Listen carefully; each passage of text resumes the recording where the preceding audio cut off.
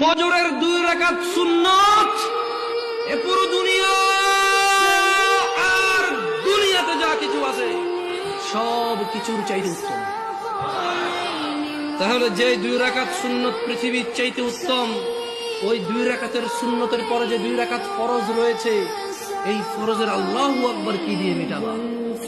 এই ফরজের সামি আল্লাহু লিমান হামিদা কি দিয়ে মিটাবা? কত টাকার মালিক হয়েছে তুমি নামাজের কাফারা দিবা?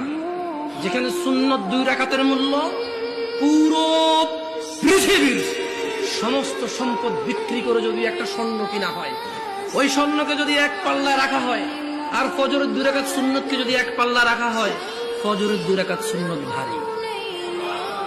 ওই সুন্নত এত ভারী হলে ওই ফজরের নামাজের ফরজ যেটা তুমি ঘুমের মধ্যে কাটিয়ে দাও, ওই 2 রাকাত ফরজের আল্লাহু আকবার সামি আল্লাহ